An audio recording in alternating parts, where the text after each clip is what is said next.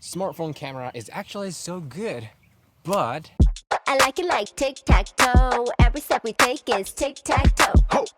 I like you like tic-tac-toe. Every step we take is tic-tac-toe. how's it guys, and thank you for coming back to this channel again. So KA equal camera lens review, right? So I have been reviewing tons of cameras and lenses in this channel, but I haven't talked about the most major and popular camera in this world yet, which is the smartphone camera. I believe most of you guys in this channel don't think like, okay, we don't need a camera, smartphone is enough. But many new people are joining this channel every day, and some of them are completely beginner who don't know the exact difference between mirrorless cameras and a high-end, high-spec smartphone like an iPhone 15 Pro or Xiaomi 13, 14 Pro, like those smartphones. But actually, their photo, video performance is getting better and better. Forget about the high-end, high-spec cameras like a Sony A7IV or Lumix S5II, but when you compare this smartphone camera with a compact, small camera such as Sony ZV-E1 or the camera which I am using right now, the Lumix S9. Oh, by the way, this footage is coming from this smartphone camera. To win that, the question is, do you really need the mirrorless cameras right now?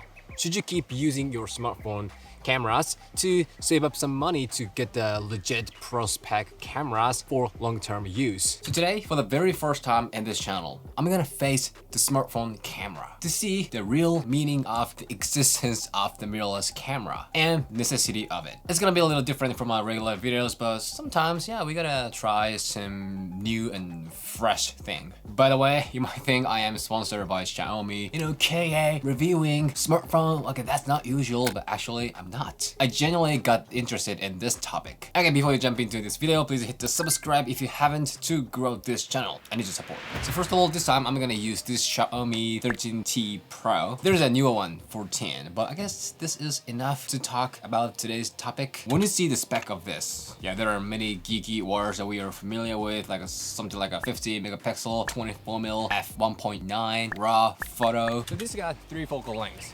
15, 24, and 50mm, and in 24 and 50mm, there's a 50 megapixel. Come on, so if I take a photo right here with a 50 megapixel shutter and see the image, and let's crop it. Okay, this is no joke, it's super crispy. And if you see the video spec, it's crazy as well. 4K up to 60 FPS, 8K video, wow. And another wow right here, 10-bit log shooting. Okay, S9, ZV-E1, this little guy might be a threat for you. And there are many other video features like a super image stabilization, pro mode, slow motion, and short film. Seems like this has same thing as we see in the spec of mirrorless camera that we usually use. So from next, let's see if those are real and if this is worth having it or not. So first of all, this can shoot 4K 30 FPS HDR, which can give you the rich dynamic range. Honestly, I was surprised by its performance. Even there's a harsh light, it depicted shadow and highlights so well. And with that HDR, you can go up to 4K 60 FPS. You can use this footage as just a high frame rate footage, which is a good option for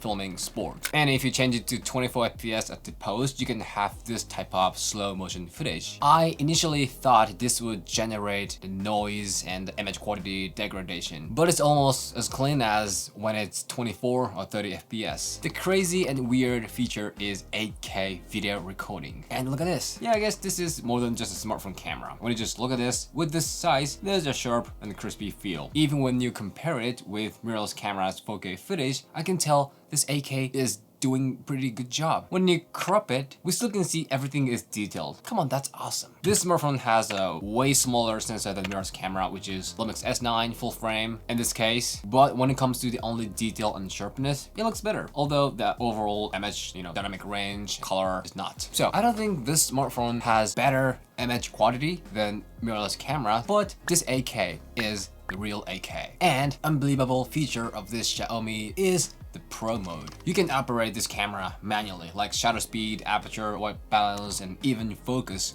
Plus you can use histogram, focus peaking, so I wouldn't say this got same thing as mirrorless cameras, but definitely this is a super awesome feature to be more creative on smartphones. And the biggest topic today, 10-bit log shooting. This can shoot 10-bit log like A7IV, S5II, S9, FX30, FX3. Okay, let's see what this offers. So what do you think? I didn't expect this. If somebody is showing you this like, yo, this was shot on A7 III, and you're not gonna be like, okay, no chance, it's not gonna happen. It is actually log. Of course, when you compare it with S9 photo to 10-bit log, there's a massive difference. In Xiaomi image, there's almost no gradation. You know, every color detail is separated alone. It's not making a depth of colors, but it's definitely better than the standard color. Comparing with it, this log gave me more choices of color grading. Can you believe this is coming from just a smartphone? Honestly, this blew my mind. But don't zoom in. The good log performance is gone when you crop the image. But surprisingly, this log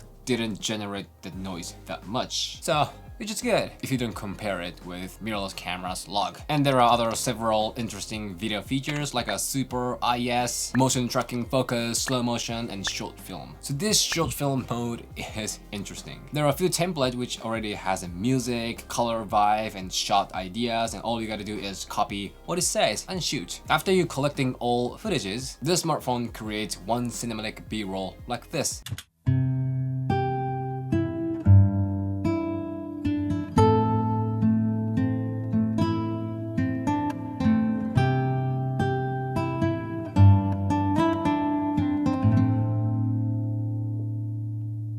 Honestly, the quality is not that good, especially when you compare it with mirrorless cameras, but at least this will give you the fun shooting experience even though with a smartphone. And it can potentially make people learn how to shoot, especially the complete camera beginner. So, the video performance just fine. I mean, it's more than ordinary smartphone cameras, but it's less than mirrorless camera. But I don't know, if you compare it with compact digital camera, RX, something like that, I believe that doesn't shoot log. So mirrorless cameras in this case is like a S9, FX, those cameras. But you know what? Photography performance is actually good. So as I mentioned at the beginning, this can shoot 50 megapixel JPEG photos and 24-50mm. Well, honestly, I don't think this has the same 50 megapixel quality as Sony A7IV. The sensor is way smaller, so probably, for example, Sony ZV-E1 12 megapixel would be better. So if you shoot on JPEG, it's just like you got a little bit more than normal. But I want you to see the raw depiction, okay? It has a lot. Seriously, I didn't know this type of smartphone was capable of having this much of information and detail. When the shadow was strong on the actual scene, you can bring it back at the post. I didn't do any crazy photo editing, just a simple sliders like highlight, shadow, contrast.